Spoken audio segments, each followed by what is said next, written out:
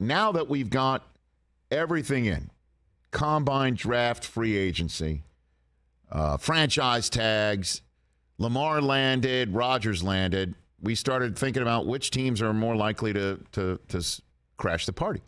And we said, maybe we'll make this a new May tradition. How does that sound?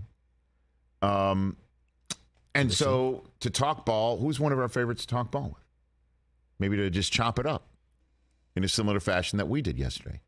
That's a rhetorical question. His name's Louis Riddick from the worldwide leader in sports, ESPN, back here on the Rich Eisen Show. How you doing, Louis? Rich, what's up, man? How you doing? I'm great. Last time I saw you was in Kansas City, and we had 259 picks in the can. That was the last time I saw you. Yep. You know? Yep. So what great it was so much great fun. Event that was too, man. It was fun. So what was your main takeaway from the draft this year, now that you've gotten about 2-3 weeks to clear of it, to think about it? Oh, wow. Well, I think right at the very top, I think the aggressiveness the Houston Texans showed to get the kind of people that they wanted, that D'Amico clearly, and let's, look, I mean, no disrespect to Nick Caserio, but this is D'Amico's bus that he's driving. Like, to be aggressive and say, hey, look, C.J. Stroud was the guy who we wanted. Forget all the other BS that was flying around about him, about this test, that test, not being coachable, all this. That's who I want. Will Anderson is who I want. Because nobody can withstand the kind of hard coaching the way this kid can. And he told us that down at Bama. And if you know D'Amico and how they coach defense and how they coach defensive linemen in particular, this kid's built for it. He's made for it. He's absolutely made for it. And then they continue again with like these nice foundational pieces. This Juice Scruggs, the center from Penn State, he's going to wind up starting for them. Tank Dell's going to wind up being one of C.J. Stroud's biggest targets. I mean, this guy is like a video game. Mm-hmm. Henry To'oTo'o was another foundational culture pick who plays the position that D'Amico played at, the same school D'Amico played at, so he has all the intel. I mean, these are just – so that stood out to me. And I know many people think that Houston's just they're an afterthought in the grand scheme of things. I don't think they're an afterthought. I really like what they did. The other team that really stood out to me right away is, and I said this last year when I went to see them in training camp, that Seattle was building a contender, a real contender. People laugh, Geno stinks, this roster is going to be a top, there'll be a top 2, top 3 picking team, blah, blah, blah. Rich, they killed the draft. They absolutely killed it. Witherspoon's going to start. Smith-Njigba is going to start. Derek Hall's going to play a ton. Charbonnet is going to rotate in there. Oluwatimi is going to be a great depth player. Kenny McIntosh will probably wind up being a guy who, if he's not on practice squad, he's going to be on their regular day roster. Cam Young's going to give them beef in the middle. Anthony Bradford, the guard who they drafted at LSU, was one of my favorite players, unsung players in this draft, who plays kind of a position that people don't really think much about, being offensive guard. He's a freaking stud that could wind up being like, you remember Carl Nix out of Nebraska when he played for New Orleans, when he played down there with Jari Evans, and those guys formed that dynamic duo at guard that Drew Brees used to just sit behind like for days on end and throw the football? That's who he reminds me of. How about that? Carl Nix. This kid's going to be – they hit it right, and Seattle has been developing some studs now as far as their young players are concerned. They're going to be – I think Seattle could win the West. Because I think San Francisco, quite honestly, of all these teams, we're talking about who could crash the party and then who could crash out of the party. Mm-hmm. As much as I love San Francisco, Rich, I think they could be in trouble. Why? I think they could be in trouble. Why is that? Offensive line is not as strong as everyone thinks it is for them. Internally, they know that could potentially be a sore spot. And now you have quarterbacks who we don't quite know how it's going to play out. We don't quite know what Brock is going to look like coming off of injury heading into training camp. We don't quite know what's going to even, what's even going on with Trey Lance. I'll tell you what. I had someone tell me this just recently. They believe that Sam Darnold, in that match with Kyle Shanahan out there in San Francisco, that could finally be the spot that totally makes him become the out of nowhere surprise of the year. I had someone who I trust implicitly when it comes to quarterback play. I'm telling you, I said to him, I was like, what? They're like, just trust me on this one. Well, the question is because this is one of the biggest mysteries of the NFL right now going into the playing season. Once again, is the San Francisco 49ers quarterback situation. Purdy, you know, yep. and I don't bat an eyelash on it because they make the NFC Championship game last 2 years with the same damn thing going on, right? So, yeah. So that's my question for you. It's like, how do you think, like, crystal ball it for me? This plays out where Purdy's not ready yet, and Darnold, they decide he beats out Lance in camp? Is that how it works? Yeah. And then he's a week one guy? Yep. Mm-hmm. Yep. Okay. That's exactly. I mean, that would have to be the scenario. And look, there's nobody who's a bigger Trey Lance fan than me. There may be, but I'm a huge believer. I couldn't be more disappointed for how things have happened for him. So I'm inclined to go, look, he deserves the benefit of the doubt. He deserves another opportunity. He got hurt. We just don't know who he is. But if you look at their offense, all right, so starting off at week one, mm-hmm. All right, week one, what has been like the number one bugaboo with San Francisco, quite honestly, over the past couple of years anyway? It's always been about availability, guys being able to stay healthy and stay on the field. Otherwise, who knows? They may be a team that could have been undefeated at different points over the past couple of years. But now we're saying, okay, are we banking on Christian McCaffrey staying healthy for 17 games? Are we banking on Elijah Mitchell staying healthy for 17 games? Mm-hmm. Are we banking on George Kittle staying healthy for 17 games? This offensive line, are we banking on Trent Williams staying healthy for 17 games?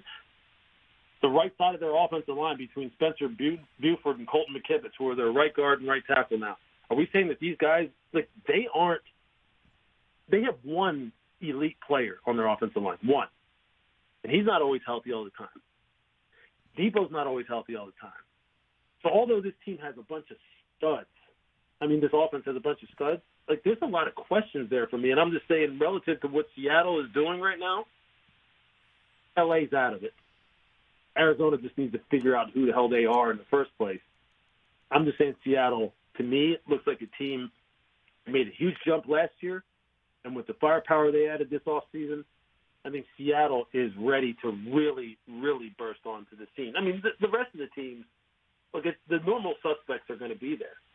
Philadelphia on paper, it's just like, this isn't even fair. It's not even fair what they're putting together. But we know football isn't played on paper. But damn, when it's team building, it's not just talent collection there. It's team building. What's happening there? You have all these guys who knew each other since they were young up-and-comers in college, who are now there to support one another and help one another grow into professionals. All these guys from Georgia. That, you can't quantify that, like how important that is. That's huge. The reason why people like to build their teams through the draft is because it kind of mimics the atmosphere that you create when you bring in recruiting classes. They all feel indebted to that particular college because, hey, we're the recruiting class of 2023, 2024. We're going to be the guys that kind of take the responsibility of building this program up or keeping the tradition going. Well, they want to build that same thing in the pros. Although you're getting paid money, they love when young guys come in and they all kind of rally around each other and they all say, hey, look, the Philadelphia Eagles, it's our squad now. We're going to run this thing, and we're going to run it at a real high level, and we're going to get paid a lot of money for it. Well, now they have a chance to do all that with these young guys, all from Georgia, who are top-line players. And the thing about these guys, too, they don't have to just rely on each other. Just think about now what Jalen Carter has in front of him in terms of people who can mentor him. Fletcher Cox is the ultimate professional. Nolan Smith, in his meeting room every day, is going to be Hassan Reddick and Brandon Graham. You can't get better mentors than that. So not only do they lean on one another with Jordan Davis, Jalen Carter, Nakobe Dean, and all these guys, Nolan Smith, even DeAndre Swift on the offensive side, they have studs around them who've already done it, who came back on one-year deals because they say, hey, look, we were maybe a play here or there away from toppling Kansas City. We're going to get back. And now we're even strong. I mean, that's just – look, I don't know if they did that by design or if the board just fell that way and it just happened to all line up. But somebody's living right in Philly, man, because it's not supposed to add up that way. And I think we're sitting there on the desk that night going, are you kidding me? I know. We were all like, it's just one of those type of horror movies, right? Where it's just like, okay, the killer's in the house. Like, you know, why are you walking in that room? And then Nolan Smith drops down. Like that's the way we were talking about it on our set. It's just like, come on, we've seen this movie before. What are you doing? You know, and you know, Ringo wound up there too. It's just like, okay, I didn't even mention him. Right. It's kind of who he gets to learn from. He just learned from James Bradbury. And Slay. I mean, it doesn't get any better than that. It's crazy, Lewis. I got Louis Riddick of ESPN here on the Rich Eisen Show. So, you know, I was looking in my NFL Network research guide for the schedule, and it just popped out at me here. The teams to make the playoffs after missing the previous season, the last 5 years, it's half the league. It was six of the it was half of the playoff field. It was 6 new playoff teams last year out of 14, 7 out of 14 the 2 previous years. So, you know, and then last year, if you and I were talking at this point in time saying, hey, the 8-9 Vikings, the 4-13 Giants, the 3-14 Jaguars are going to make the playoffs next year, you know, and then they did. So that's just 3 as an example. I'll go sports talk radio with you here if you don't mind.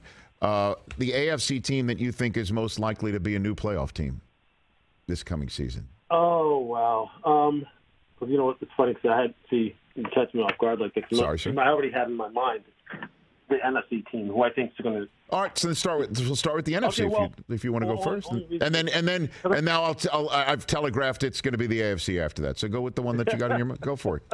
Go for it. You know how it is sometimes. Man. You're already I got locked it. in on something. Yeah, sure. Well, I'll set this up by saying this. I said this in January.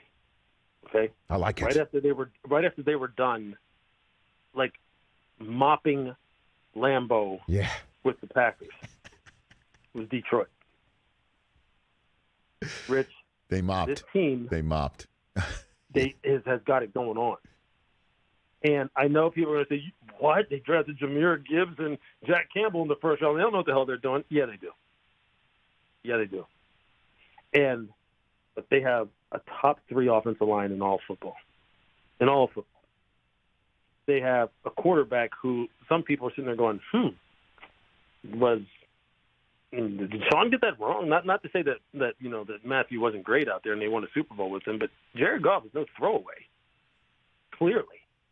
They have the future in Hendon Hooker. So that room just got stronger. At wide receiver, I understand that now, you know, you're going to have some issues with depth, at least for the beginning of the season, with Jameson Williams' situation. But Marvin Jones, Josh Reynolds, Amon-Ra St. Brown, these guys, they can hold it down. They'll be just fine. Sam Laporta, who they drafted out of Iowa, I got to see him in person this past year. He's going to be one of those guys who you wind up going, oh, another Iowa tight end that's up for all rookie and maybe a reserve Pro Bowler. Shocking. We've never seen that happen before out of Iowa tight end. And Jahmyr Gibbs and David Montgomery, forget it. That's one of the best one. You can put that up against any 1-2 punch of running backs in the NFL. Jahmyr Gibbs is a freaking superstar. Lewis, I heard coming out of the draft, I'm wondering if you heard the same thing, that had Arizona not knocked on the Lions' door to say we'll move up from 9 from where they moved up from to 6. Obviously, the Bears were sitting there at 9. But had Arizona, after they dropped down, 12. Had they not moved up from the spot that they traded back down so the Texans can go up to get Will Anderson, had the Cardinals essentially not knocked on the Lions' door, they were considering drafting Gibbs before Bijan Robinson at 6. That's what I heard. I heard that beforehand too. I heard before. Well, I didn't know that they were the team, but I heard that there were teams that had Jahmyr ranked above Bijan. I heard that too. Which you know what? I mean, look, it's all subjective, right? Of course. I mean, everybody has their opinions. Yes. Jameer, though, hey, watch his tape, man. I mean, you've seen it. He can go. He can do it all. In today's game, you know, it's a lateral as well as a vertical game, and he can play both games however you want to do it. If you want me to go downhill, I'll go downhill. You want me to go side to side and juke some people out and make them look silly in space, I'll do it. You want me to tackle them out of the backfield, I'll do it. Whatever you need me to do, I can do it. And I can do it with home run capability, which is just, that's today's game. And on the look, this team finished 8-2 last year. The defense played some of its very, very, very best in that 8-2 run. Aaron Glenn had them going in the right direction. Jack Campbell is a grown man. He is. At 6'5", he's a grown man. The things that they did in the secondary with bringing in Emmanuel Mosley, Kirby Joseph, who they drafted last year out of Illinois, the third rounder, he's the guy who picked off Aaron at the end of the game last year. This guy's going to be a Pro Bowler and all pros. Right. Okay. They draft Ryan Branson. They've got players, man. And the best thing about it is, I know some people say, well, ex-players don't make the best coaches and blah, blah, blah, because ex-players sometimes don't have the patience to deal with guys who can't do it at the level that they did it. Well, Dan has gotten a group up there that obviously are great teachers too. Oh, yeah. And they connect with these guys in a way that whole biting kneecaps thing seems like, who cares? Hey, you know what? Maybe more coaches need to be talking about that. Louis Riddick here on the Rich Eisen Show. So now let's get to the AFC team that you think is most likely to crash the playoff party, be a new playoff team coming up this fall. You mentioned the Lions for the NFC. Here, I'll give you the 9 candidates. So, okay, good. Okay, from the bottom up: Texans, Colts, Broncos, Raiders, Browns, Titans, Jets, Patriots, and then the Steelers, who finished pretty darn strong as well. Those are your 9 candidates. Louis Riddick. Yeah. Well, the fact that you don't jump at the Jets, do you think Rodgers? Yeah, it doesn't. Like I've been one of those people who hasn't been all over that train. Only because I ride so hard for the damn Dolphins. It's kind of like crazy. You would think that I'm getting paid by them, but I'm not. But the Jets, yeah. You know what? I'll tell you this.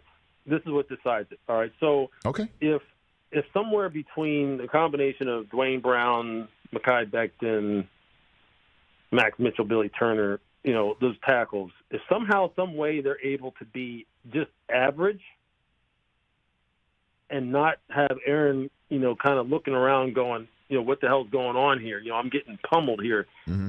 Then, and that offensive line can be better than 31st in run block win rate, and what were they, 21st or 22nd in pass block win rate last year? They got to be middle of the pack or higher. Otherwise, it's all going to fall apart. But yeah, they would be the team that I would pick out of that group because they've got speed, size, strength at wide receiver, bunch of speed, playmaking ability at the running back spot, great tight end. They can rush the passer. They got playmakers at linebacker. They've got studs in the secondary. I like the coaching staff. Yeah, but I just think that the AFC East overall, I know, that's a gauntlet. And then, so I guess while we're just staying on the AFC, a team that can stay in the playoffs. What do you think the Ravens' offense looks like? That's a huge mystery to me. What do you think? I think it's the best. I think it's the best group of weapons that obviously Lamar has ever had. Mm-hmm. I think when you if you just look at the most recent examples of what Todd Monken believes in, their new offensive coordinator, and you watch Georgia's tape last year and how it looked with, their running backs. They were a 12 personnel-centric type of team, like to attack the middle of the field, lots of play action, quarterback under center, getting them out on the perimeter, maybe putting them in pistol and gun now and then. That sounds like Lamar. And that's what they have there. They have great tight ends. They have guys who can work the middle of the field with Zay Flowers, and when Rashad is healthy and Odell's healthy. There it is, right? Like, if they're healthy. If they're healthy, Zay, Rashad, and Odell. That's a damn good set of wide receivers. Then you have backing them up Devin Duvernay, Nelson Aguilar, James Prochet. Yeah, I'll take that. I'll take Mark Andrews and Isaiah Likely at tight end. I'll take J.K. and Gus and Justice Hill. Sure. And then defensively, oh yeah, hey, yeah, I think Baltimore set up the rock and roll.